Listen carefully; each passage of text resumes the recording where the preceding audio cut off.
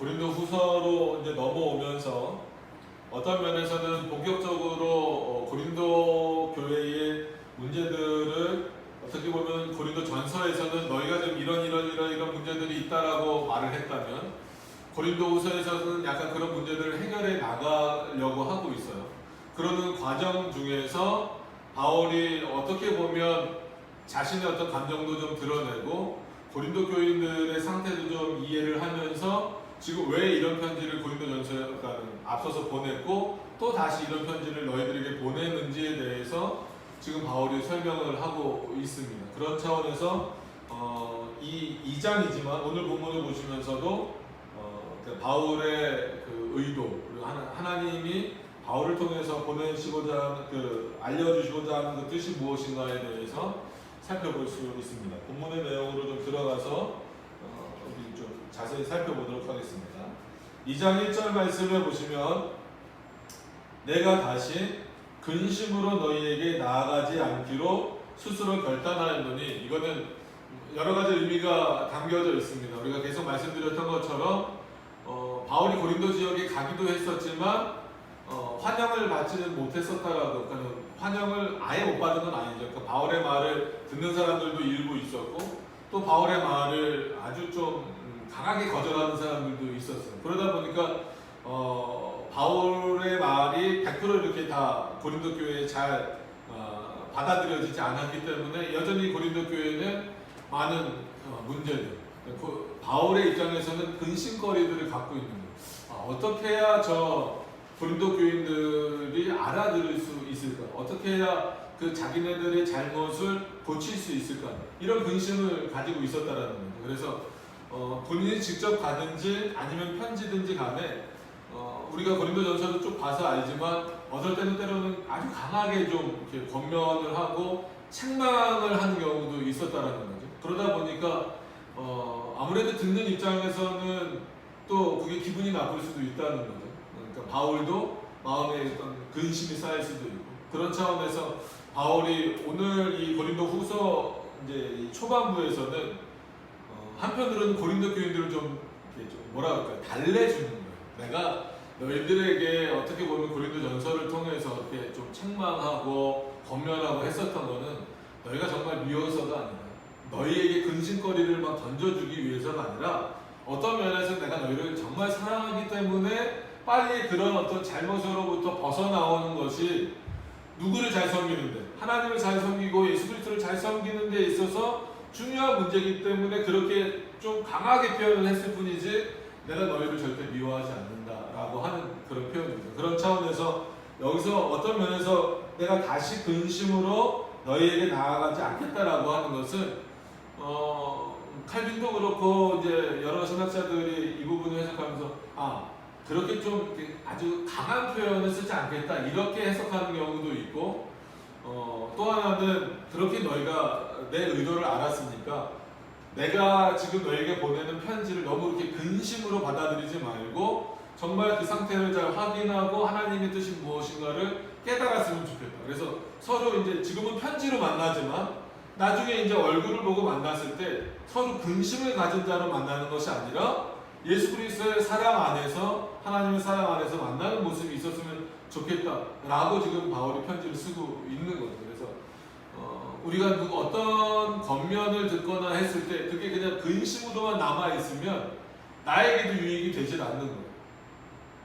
그게 무슨 말을 들었거나 뭐 했을 때는 그게 뭐가 문제일까, 뭐가 잘못될 것인가 이런 것들이 이제 좀 확인되어지고 그럼 그 사람이 나한테 이런 말을 왜 했을까? 그 의도를 정확하게 파악할 수는 없어도 그래서 바울이 이제 말하고 있는 것처럼 최소한 성도라고 한다면 어떤 마음으로 대해야 되느냐 무조건 봐주라는 얘기가 아니야. 잘못한 것을 무조건 용서해주라는 얘기가 아니라 하나님의 말씀으로 권면하되 거기에는 뭐가 기초가 되어 있어야 되냐면 사랑. 어떤 사랑이냐면 하나님이 우리를 먼저 사랑하신 것까지.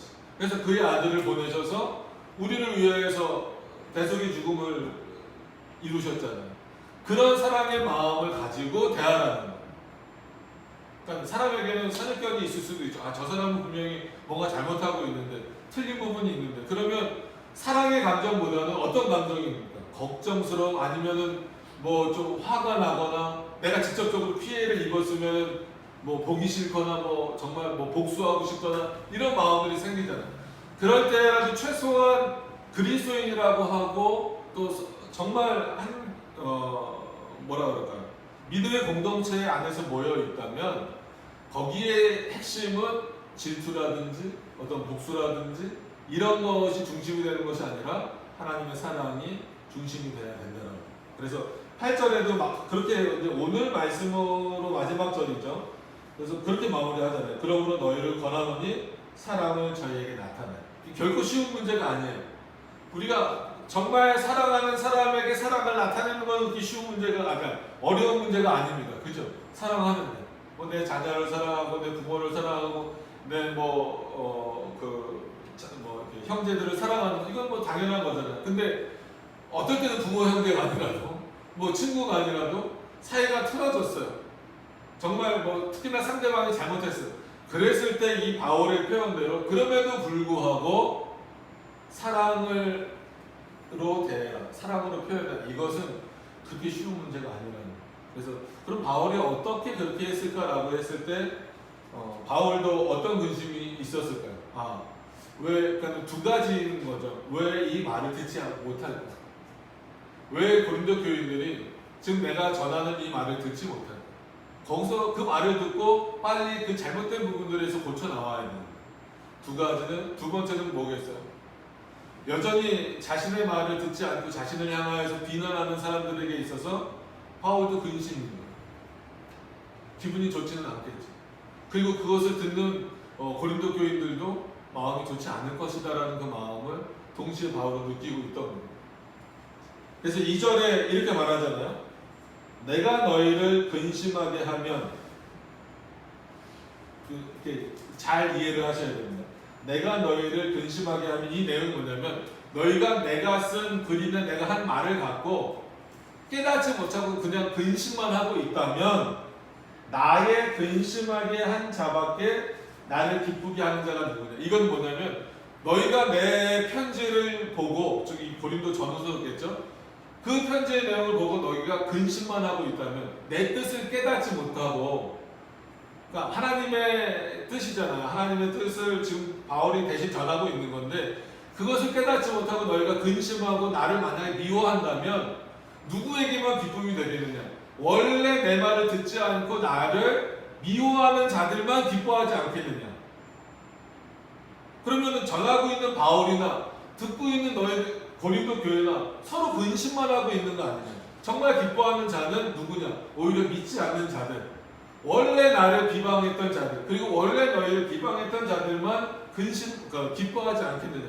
그래서 지금도 이런 말씀을 보면서 우리가 하나님의 말씀을 전하고 듣는다라고 하는 그 차원에 있어서, 물론 전하는 자가, 저같이 앞에 서서 말씀을 전하는 자가 정말 중요하게 하나님의 말씀만 전하려고 애쓰고 힘써야 돼요. 자꾸 왜 안 들을까 이 정도 고민하는 것이 아니라 정말 내가 하나님의 말씀을 제대로 전하고 있는가.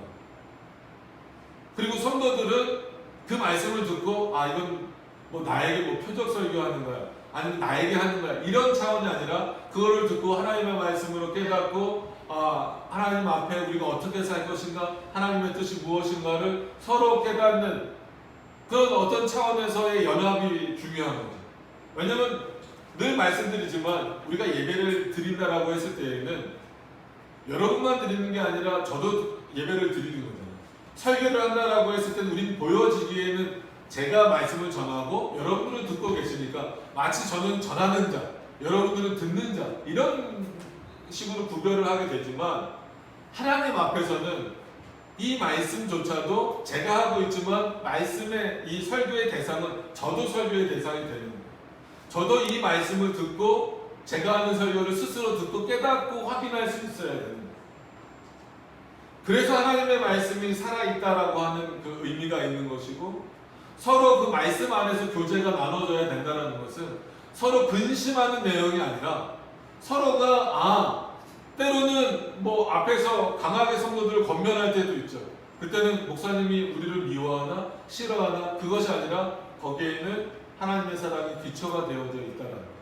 성도들과 관계를 이렇게 그 교제를 나누는 데 있어서도 마찬가지다. 과연 이 관계가 틀어지면 누가 제일 좋아할까요? 세상이 제일 좋아하겠죠. 안 믿는 자들이 제일 좋아하겠죠. 이단들이 제일 좋아하겠죠.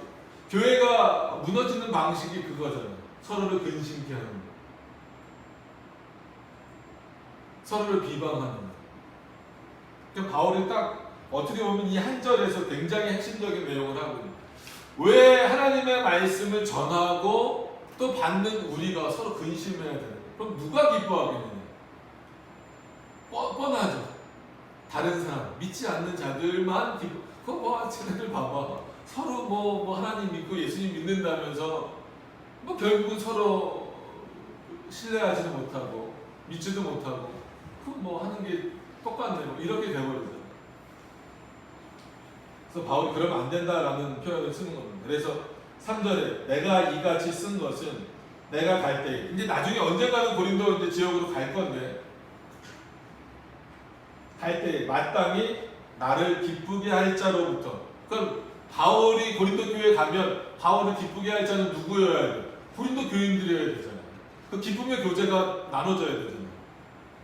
바울이 온다고 하는데 기분 나쁘면 큰일 났네. 근심이 더 쌓이겠네. 이러면 이거는 그 관계가 제대로 이루어지지 못하잖아요.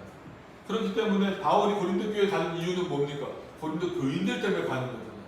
그럼 내가 갔을 때 누가 제일 기뻐해야 되냐면 고린도 교인들이 기뻐해야 된다라고 지금 바울이 말하는 거예요. 그런 것처럼 내가 이같이, 그러니까 너희에게 나를 기쁘게 할 자로서 도리어, 그런데 도리어 근심을 얻을까 염려한다. 너희가 내가 갔을 때 너희가 기뻐해야 되는데 내가 갔을 때 너희가 더 근심한다라고 하면 내가 그게 참 염려더라. 그건 뭐예요? 그때까지도 너희가 내 말을 잘 깨닫지 못하고 내 의도를 모르기 때문에 바울이 갔을 때도 기뻐하기보다는 근심하게 된다는 거예요. 그러지 말자라는 거예요.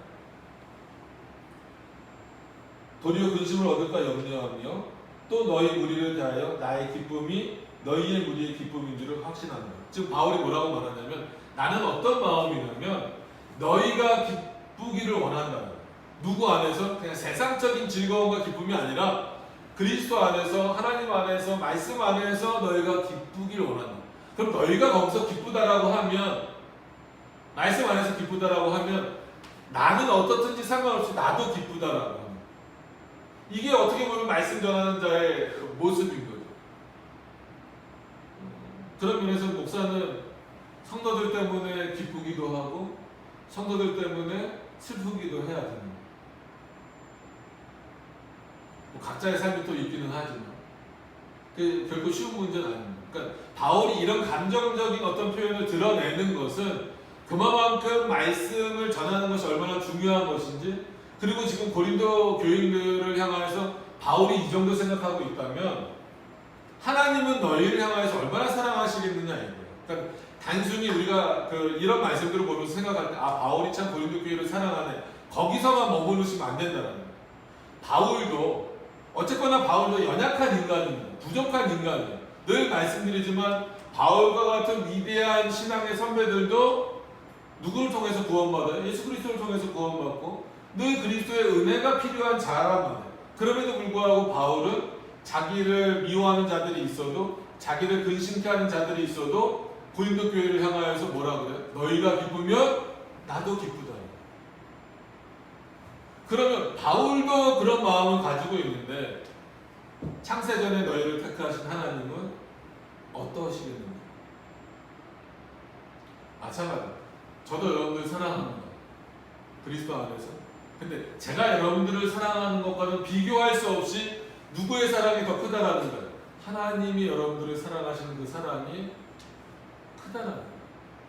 이거를 어떤 면에서는 우리가 이런 또 목사와 성도와의 관계, 성도와 성도와의 관계에서 알도록 하시는 거죠. 하나님. 저 사람이 나를 사랑하는구나. 저 성도가 나를 사랑하는구나. 저 목사가 나를 사랑하는구나. 그럼 저는 거꾸로 저 성도가 나를 사랑하는구나. 그거를 통하여서 참 서로 감사하는 마음을 가지면서도 그러면 우리가 서로 사랑하는 것처럼 그리스도는 나를 얼마나 사랑하실까? 우리가 잘나서 사랑하는 게 아니잖아요. 지금 바울이 고린도 교인들이 완벽해서 너희는 정말 사랑받아 마땅해, 내가 너희를 보면 늘 웃음이 나, 이게 아니잖아요. 지금 잘못된 부분들 우리가 고린도전서 보면 얼마나 많이 나열을 했습니까? 고쳐야 될 부분들이 굉장히 많아요. 그럼에도 불구하고 이제 근심은 그만하자. 내가 너희가 말씀 안에서 기쁘다면 나도 기쁘다. 이게 우리에게 서로 좀 있어야 되는 마음인 거죠. 그렇다라고 해서 모든 죄를 다 없이 하자 이런 차원은 아닌 겁니다. 그래서 4절에 보면 내가 큰 환난과 애통한 마음이 있어 많은 눈물로 너희에게 썼노니. 그러니까 여과 없이 바울이 자기의 어떤 그 감정을 드러내는 것은 계속 말씀드리지만 그리스도의 사랑을 핵심적으로 전달하고 싶습니다. 그래서 우리가 잘 아시는 것처럼 구약의 예레미야 선지자를 보통 눈물의 선지자라고 부르잖아요. 예레미야 선지자가 왜 눈물의 선지자가 됐어요? 왜 울었을까요? 자기를 위해서 울지 않았어요. 하나님이 또 말씀하시기도 했지만 너는 너 자신을 위해서 울지 말고 하나님을 모르는, 나를 믿지 않는 백성들을 위해서 울라 그랬잖아요. 오늘 바울도 마찬가지입니다. 전도 여행을 다니면서 바울은 당연히 힘들고 어려웠어요. 이건 개인적인 힘들고 어려움 때문이 아니에요. 여러 곳에서 환난도 겪고 애통한 마음이라는 것은 어떤 마음이에요? 불쌍히 여기는 마음도 있지만 자기가 전하는 하나님의 말씀을 듣지 않는 자들을 향하여서 그 애통한 마음이잖아요. 바울은 그것 때문에 지금 우는 거예요. 바울의 상황을 아마 여기 계신 대부분 성도님들 다 아실 거예요. 어떤 상황이야? 진짜 결혼도 못하고 혼자, 그리고 늘 옥에 갇히기도 하고 여러 곳을 다니면서 좋은 소리만 듣는 게 아니라 비방도 듣고, 사도행전에 나오는 것처럼 3,000명이나 바울을 죽이려고 늘 죽음의 어떤 그 위협 속에 있고, 그리고 그 몸에 가시라고 해서 그런 병도 낫지 않고, 그러면 바울은 하나님 앞에 원망을 하거나 아니면 이걸 먼저 좀 고쳐주시고 환경적인 변화를 이루어주셔야 내가 마음대로 복음을 전할 거 아닙니까? 라고 하나님께 요청할 수 있지만 바울은 개인적인 요청을 하나님께 이렇게 많이 하진 않았어요. 잘 아시는 것처럼 병을 앓는 것, 자기 몸에 그 아픈 병을 앓는 것도 2번 이상 기도 안 하잖아요. 하나님 기도하지 말고 그냥 안고 살아라 라고 하니까 토 달지 않고 그냥 순종하잖아요. 그런 바울이 그럼 자신을 향하지 않고 누구를 위해서 울었어요? 내가 많이 울었다라고, 눈물로 썼다라는 거예요. 우리가 그 바울의 문체나 보통 바울의 성격이나 이런 걸 우리가 말할 때 바울은 굉장히 직설적이고 좀 바른 말을 많이 하고 굉장히 성격이 좀 약간 다혈질이고 이렇게 많이들 이해하고 계시잖아요. 물론 맞아요. 문체를 보면 굉장히 강하기도 하고 어떨 때는 진짜 우리가 보기엔 이렇게 표현해도 되나 싶을 정도의 표현이 있지만, 그런 표현을 쓰는 바울의 이면에는 어떻다라는 거예요? 내가 너희를 위해 울고 있다. 이거를 지금 고린도 교인들에게 쓰는 이유는 뭐겠어요? 단순히 감정적으로 바울이 우리를 위해서 울고 있구나, 이걸 깨달아서 바울에게 어떤 동정심을 가지라는 의미가 아닌 거죠. 바울이 왜 우리를 위해서 울고 있을까? 왜 우는 마음으로 이런 내용을 우리에게 쓰고 있을까? 그 본질적인 의미를 깨달으라는 거예요. 그래서 다시 한번 4절 보시면 내가 큰 환난과 애통한 마음이 있어 많은 눈물로 너희에게 썼노니 이는 너희로 근심하게 하려 한 것이 아니라. 고린도 후서도 계속 그럴 거예요. 이렇게 썼지만 고린도 후서에서도 계속해서 너희는 이걸 고쳐야 된다, 이걸 고쳐야 된다, 이렇게 해야 된다라고 말할 거다라는 거예요. 그러다 그것이 너에게 근심거리가 되지 않았으면 좋겠다라는 거예요. 그 중심에는 왜냐하면 근심하게 하려 하는 것이 아니요 오직 내가 너희를 향하여 넘치는 사랑이 있음을 너희로 알게 하기 위함. 이미 보낸 고린도 전서도 마찬가지고 지금 보내는 이 편지를 보고도 근심하지 마라. 너희를 향하여 권면하거나 아니면 너희를 향하여 뭐 질책하거나 이런 내용이 있다고 하더라도 근심하지 마라. 너희들을 근심케 하려고 지금 이 내용을 쓰는 것이 아니라 거기에는 내가 너희를 향한 사랑이 넘친다라는 표현을 썼잖아요. 넘치는 그 하나님의 사랑으로 지금 이 표현을 쓰고 있다라는.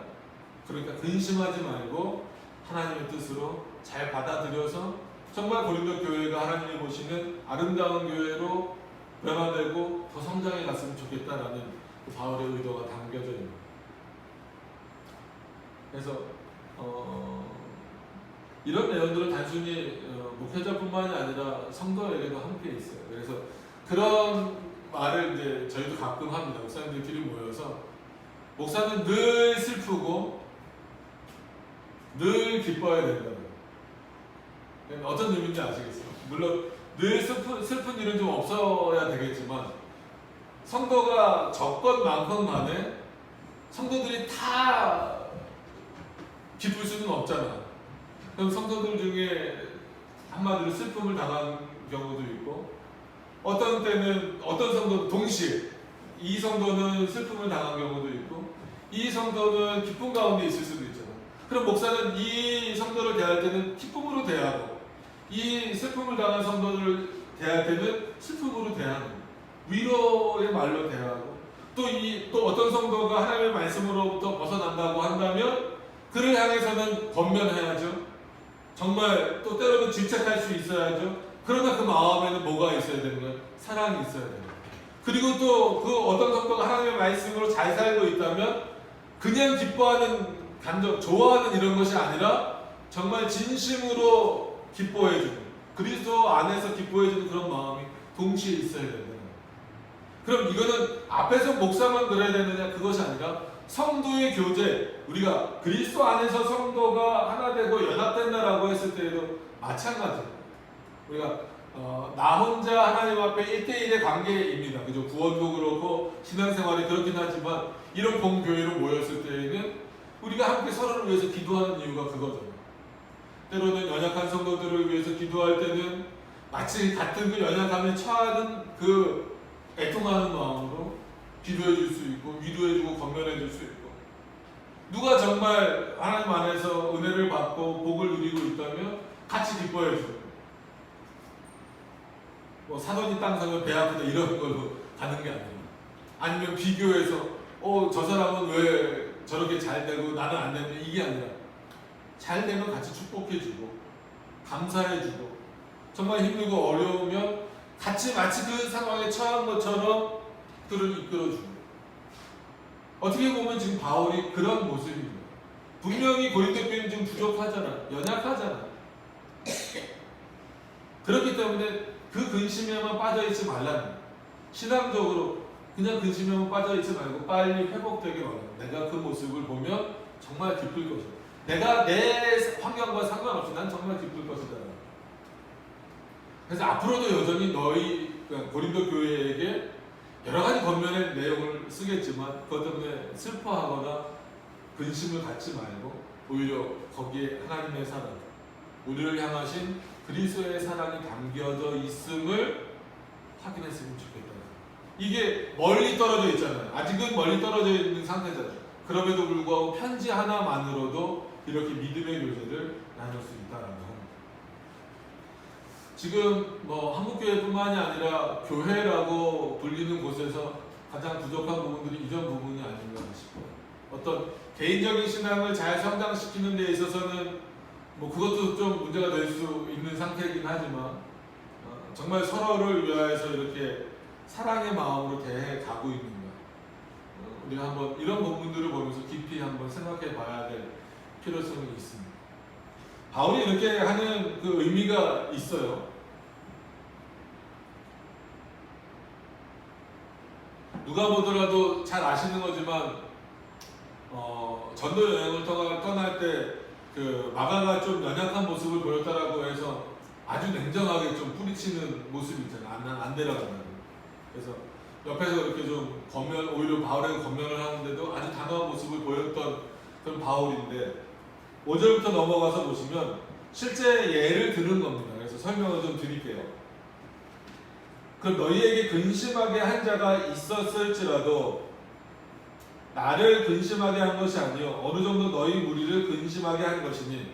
그러니까 실제로 너희를 근심하게 한 자가 있는데 나는 멀리 떨어져 있기 때문에 실질적으로 나는 그 때문에 그 사람 때문에 근심은 하지 않는다. 그러나 너희는 그 사람과 함께 있기 때문에 근심할 수밖에 없다. 그걸 내가 잘 안다. 그럼 그 문제를 어떻게 해결할 거냐에 대해서 지금 바울이 말하고 있는데 그 내용이 뭔지는 잘 안 나와 있잖아요. 근데 이제 주석이나 이제 역사학자들이 이 성경학자들이 보면서 어떤 내용 때문에 지금 고린도 교회가 근심에 빠져 있냐면 무슨 일이 일어났냐면 일어나지 말아야 될 일이죠. 근친상간의 일이 벌어진 거예요. 특히 이제 계모와의 그런 관계에서 근친상간의 일이 일어났어요. 이거 뭐 세상에서도 큰 일이지만 교회적으로는 어마어마하게 큰 일이란 말이에요. 그러니까 근심 덩어리죠. 근데 바울은 멀리 떨어져 있으니까 나는 정작 그 근심이 지금 다가오진 않는다. 굉장히 솔직한 표현인 거예요. 그러나 그 사람과 함께 있는 너희는 당연히 근심거리일 수밖에 없다. 이걸 어떻게 처리해야 될 거냐. 근데 우리가 고린도전서를 잘 보시면 알지만 바울이 그런 부분에 대해서 조심하라고 계속 권면을 여러 번 합니다. 근데 그 권면을 듣지 않은 결과가 뭐예요? 너희 안에 이런 실제로 근심할 일이 생겨나지 않았느냐. 이거는 책망의 표현이기도 하면서 그 문제를 어떻게 해결해야 될 것인가에 대해서 바울이 지금 표현하고 있는 겁니다. 그래서 보시면 오직 내가 너희를 아니죠. 죄송합니다. 5절 넘어가서 보시면 어느 정도라 함은 내가 너무 근심하게 하지 아니하려 합니다. 너희에게 그 근심에서 좀 빨리 벗어날 방법을 알려주겠다라고 하는 거예요. 6절에 넘어가서 보시면 이러한 사람의 많은 사람에게서 벌 받는 것이 족하다. 당연하다라는 거예요. 무조건 죄 없다라고 말하지 말라는 그건 어마어마한 죄다라는 거예요. 그래서 뭐 지금으로 말하면 교회에서 건징을 당하는 것 이거는 당연한 거더라는 거예요. 그럼 그걸 언제까지 끌고 갈 거냐에 대한 문제에 있어서는 그러니까는 어떤 일이냐면 그 사람이 그렇게 어떤 아주 좀 윤리적으로 문란한 일을 저질렀던 그 사람이 회개했다는 거예요.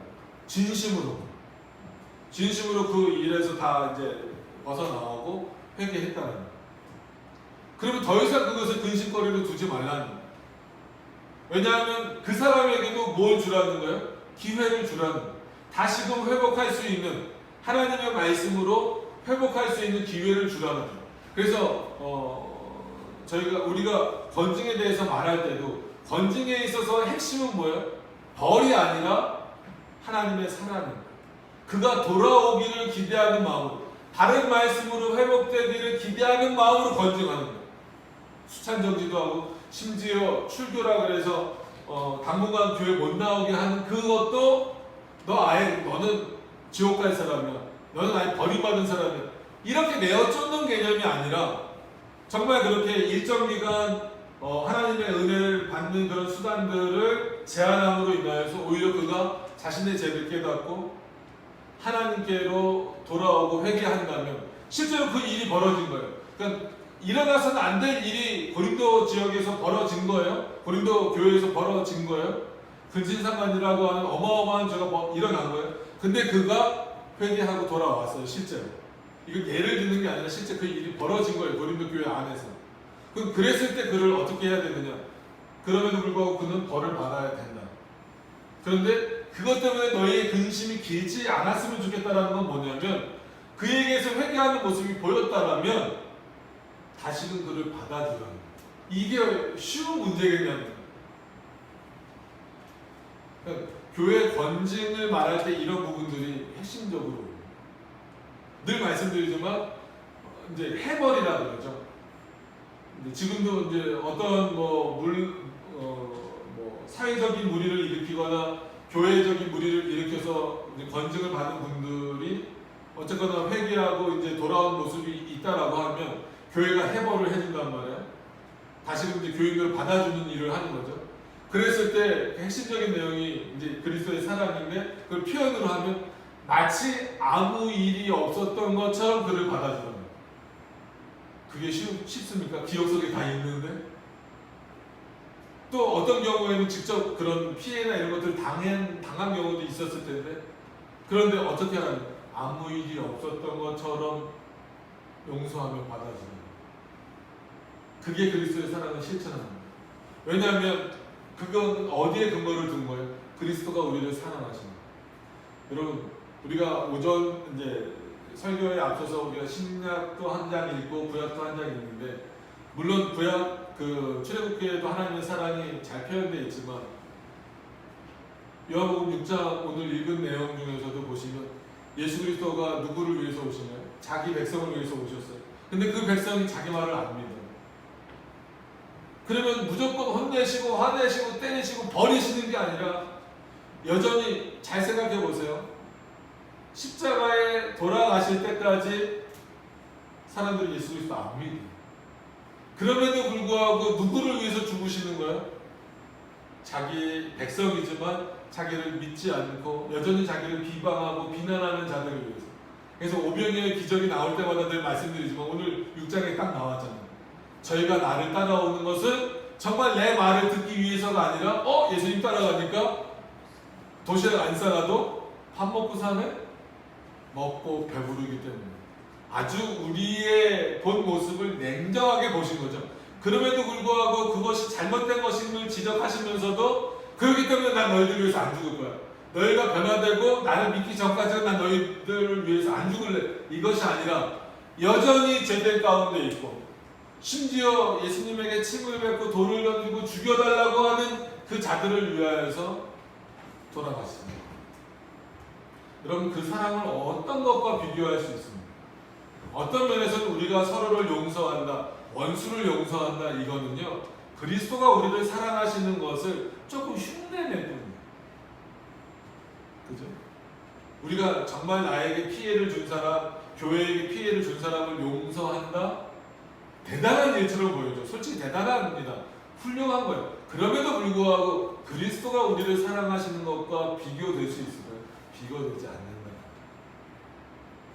바울도 마찬가지예요. 여러분, 바울처럼 고린도 교인들을 대하실 수 있겠습니까? 고린도 교인들에게 그런 좀 심하게 얘기하면 모욕적인 언사들을 들었음에도 불구하고, 누가 나를 향하여서 그렇게 모욕적인 말을 했는데도 여전히 그 사람을 향하여서, 그들을 향하여서 나는 너희들을 사랑한다라고 진심으로 말할 수 있냐는, 이런 바울도 훌륭하죠. 이런 바울의 믿음을 우리가 본받아야 되지만, 더 본질적으로 봐서는, 그럼 바울이 왜 그런 마음을 갖게 되었을까요? 누가 그런 마음을 주신 겁니까? 성령께서 바울에게 그리스도의 사랑의 마음을 주신 거예요. 우리가 간구해야 될 것도 그거라고. 우리의 모습으로서는 서로 사랑한다? 나 자신 사랑하기도 바빠요. 그죠? 다른 사람 신경 쓸 여력도 없어요. 정말 바쁘면 부모 자식 신경 쓸 여력도 없어요. 나 자신을 먼저 보여요. 그런데 다른 사람을 사랑한다? 성경의 핵심적인 어떤 그 내용이 원수사랑이다. 원수사랑이다. 창세기도 그렇고 예수님도 내 이웃을 내 몸과 같이 사랑하라는 그런 말씀들을 통해서 원수사랑의 핵심적인 내용을 말씀도 하셨고 실천적으로 보여주시기도 했잖아요. 그럼 우리 안에서 일어날 수 없는 일이면 하나님 앞에 간구하셔야 돼요. 그런 사랑의 마음은 달라요. 지금 바울이 그 얘기를 하는 건, 그가 벌 받는 것이 족하다. 그럼에도 불구하고, 그런즉 7절에 보세요. 너무 빨리 넘어가니까 제가 설명을 길게 드린 거예요. 이해를, 우리가 이렇게 넘어가면 이해를 잘, 분명히 벌 받는 거 족하다라고 했으면서, 그런즉 너희는 차라리 저를 용서하고 위로할 것입니다. 이렇게만 읽으면 조금 오해될 수 있는 거예요. 왜 그러면 죄를 그럼 덮어주라는 건가? 그런 의미가 아니다라고 말씀드린 거예요. 충분히 그가 잘못한 것을 깨닫고 뉘우치고 돌아온다면, 이제 칼빈 주석의 표현, 언제까지 그를 붙잡아 줄 거냐? 그가 돌아올 기회를 안 주고, 그가 죽을 때까지 붙잡아 줄 거냐?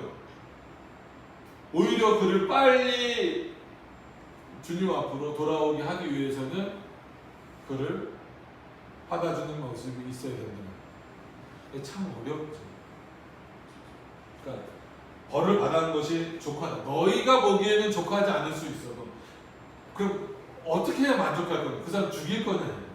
아니면 저 멀리 내쫓을 거냐? 그냥 족한 것으로 여기고 그가 진심으로 회개하고 돌아왔다면 어떻게 하라는 거예요? 그러니 너희는 차라리 저를 용서해. 그게 오히려 누구에게? 그 사람에게도 돌아갈 수 있는 길을, 하나님께로 돌아올 수 있는 길을 주는 것이지만 너희들 스스로에게, 고린도 교회에게도 유익이다 이거예요. 그 사람 때문에 그 근심하는 모습에서 이제 용서하고 화해하는 모습을 통해서 다시금 그 근심거리 하나를 덜어내는 거예요. 그것 때문에 더 이상 근심하지 않고 다시금 주님 앞으로 더 성장하는 모습으로 나아갈 수 있다는 거예요. 뭐가 있어? 용서가 있어. 근데 이 용서는 형식적인 것이 돼서는 안 된다는 거예요. 뭐여야 된다는 거예요? 어떤 의미에서 1차적으로 내가 너희를 사랑하는 거죠. 너희 나 미워했잖아. 그래도 나는 너희 사랑해. 그런 것처럼 너희 그 사람 믿지? 그래도 그 사람을 용서해줘. 그게 사랑을 실천하는 거예요. 더 나아가서는 그리스도가 너희를 사랑하시잖아요. 너희가 그리스도에게 사랑받을 만한 뭐가 있니? 저와 여러분도 마찬가지예요. 저도 그렇고 여러분도 그렇고 예수 그리스도로부터 사랑을 받을 만한 조건이 뭐가 있어요? 예배 잘 나오셔서, 뭐 기도 많이 하셔서, 헌금하셔서, 아니면 뭐 전도하셔서, 우리는 하나님으로부터 사랑받을 만한 조건이 우리에게서는 찾아볼 수 없어요. 부족해요. 그럼에도 불구하고 하나님이 우리를 조건 없이 사랑하시잖아요. 그거를 다른 사람에게 베풀어 나가는 것,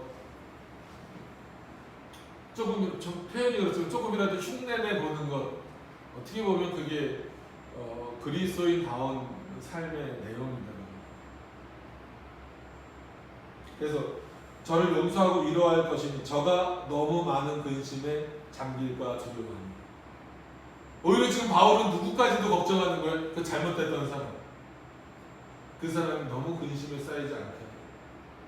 그래야 너희도 그 근심에서 벗어날 수 있다. 여러분 그 바울의 이런 의미들을 살펴보면 우리가 하나님 앞에 있는다라고 하는 것이 때로는 냉정하고 냉철해야 됩니다. 어떤 문제들을 처리해 나가는 데 있어서. 그러나 늘 냉철함과 냉정함만 있어야 되는 건 아닙니다. 냉정함과 냉철함의 그 근거도 늘 우리는 어디예요? 하나님의 말씀이고 하나님의 사랑이잖아요. 거기에 근거한 냉철함과 냉정함으로 서로를 대하고 또 교회의 어떤 일들을 처리해 나가야 돼요. 그러나 그 본질적인 내용은 뭐여야 됩니까? 사랑이에요. 하나님의 사랑. 쉽지 않은 일, 저에게도 쉽지 않은 일입니다. 여러분들에게도 그렇게 쉬운 일은 아니실 거예요. 바울이 이런 화두를 고린도 교회에게 던진 것은 단순히 고린도 교회에만 던진 것이 아니라 지금 우리에게도 여전히 던지고 있는 문제예요. 서로 사랑하라는 그 문제가 있죠. 그거에 대해서 그것을 어떻게 실천적으로 표현할 수 있을까요? 이거는 이단을 품어라는 얘기는 절대 아닙니다. 뭐 주변에 그렇게 소문이 났대요. 우리 교회 이단이라고. 그런데 십자가도 안 걸고 조용하고 하고 그러니까 그랬나 봐요. 그런 사람들도 사랑해야지 어떡합니까? 거기 가서 따질 거예요. 몇 살을 잡고 싸울 거예요. 어떡할 거예요? 어쩔 수 없는 거예요. 우리가 그런 얘기를 들으면 진짜 말 그대로 우리가 더 하나님의 말씀대로 살려고 해야 되고, 그런 사람들을 향하여서도 여전히 사랑의 마음으로 하나님의 말씀을 증거해야 되겠죠.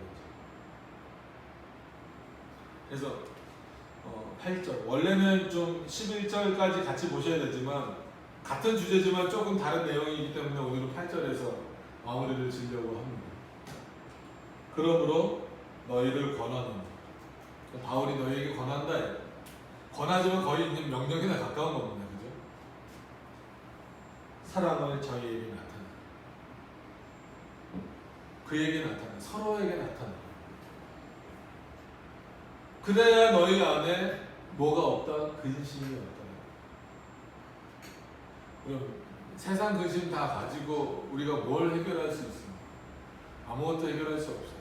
내 개인적인 근심도 그렇고 어떤 다른 사람의 근심거리도 그렇고 바울도 그걸 깨달은 거죠. 혼자 끙끙 앓고 있어봤자 그게 해결이 됩니까? 안 되잖아요. 바울이 할 수 있는 건 뭐예요? 뭐 편지 쓰는 일이지만 하나님 앞에서 우는 거예요. 남자가 우는 게 참 부끄럽고 그럴 수 있잖아요. 근데 바울은 누구를 위해서 우는 거예요? 고린도 교회를 위해서 우는 거예요. 예레미야는 누구를 위해서 우는 거예요? 하나님을 모르는 자기 백성들을 위해서 우는 거예요. 자, 목사성도 나누지 말고 그럼 우리는 누구를 위해서 울어야 될까요? 우리 서로를 위해서 울어야 돼요. 세상을 향해서 그리스도를 모르는 세상을 향해서 울 수 있는 마음이 있어요. 그래서 우리가 죄의 고백과 기도 시간에 나라와 민족을 위해서 기도하자라고 하는 것도 불쌍하잖아요. 어떤 면에서 보면 이런 코로나 시국을 통해서 교회를 이렇게 좀 압박하고 뭐 하고 막 뭐 차별금지법, 뭐 동성애법 이런 거 막 통과시키면서 좀 교회를 압박하는 부분들이 있지만 그것만 가지고 막 비난할 것이 아니라 기도하는 거죠. 우리를 비난하는 자들을 향하여서 같이 비난하는 것이 아니라 누구의 마음으로? 그리스도의 마음으로 기도하는 거예요. 그래서 나라와 민족을 위해서도 기도하고 때로는 부족하고 연약한 사람을 위해서 기도하고 심지어는 원수 같은 자들을 위해서도 기도하고 그게 쉽지 않은 일이기 때문에 더 감당해야 되는 일이라는 거예요. 교회 안에서도 서로 기도하고 저도 여러분들을 위해서 그냥 슬퍼서 우는 것보다도 그리스도 안에서 그 기쁨의 눈물들이 흘려졌으면 좋겠고 여러분들도 부족한 저를 위해서 기도해 주셔야 돼요. 제가 이 앞에 서서 하나님의 말씀을 증거해야지 세상 노래 부르거나 세상 얘기하거나 그러면 안 되잖아요. 늘 말씀드리지만 뭐 요즘에 좋은 설교는 뭐 네다섯 번 웃어야 되는데 오늘 한 번도 안 웃으셨어요. 그럼 좋은 설교가 아닌 거예요. 그치? 25분 만에 끝내야 되는데 저는 도저히 25분 만에 끝낼 자신이 없어요. 뭐 좀 얘기하다 보면은 그냥 얘기가 아니죠. 이렇게 말씀하다 보면 최대한 시간을 오래 안 가려고 애쓸 뿐이지. 요즘에 엑셀런트한 설교는 25분 만에 끝나고 한 성도들이 한 3번에서 5번은 웃어야 되네요. 근데 저는 한 번도 그렇게 해본 적이 없어서 그거보다도 가장 바른 말씀을 전할 수 있도록 기도해 주셔야 돼요. 저도 늘 여러분들의 삶을 위해서 기도해야 돼요. 때로는 여러분들이 힘들고 지칠 때에는 저도 같이 슬퍼할 수 있고 여러분들이 기쁘고 즐거울 때에는 저도 같이 그런 기쁨을 나눌 수 있고 우리 모두가 그랬으면 좋겠어요. 그 기준에는 뭐가 있어야 되는지 그러기 위해서는 그리스도의 사랑이 있어야 돼요. 오늘 이 바울의 내용을 좀 잘 기억을 하셨으면 좋겠어요. 이런 아주 흉악 범죄는 아니지만 윤리적으로 큰 범죄를 저지른 자조차도 결국은 그리스도의 사랑으로 용서하라는 바울의 의미를 단순히 그냥 죄를 눈감아줘라는 차원이 아닙니다.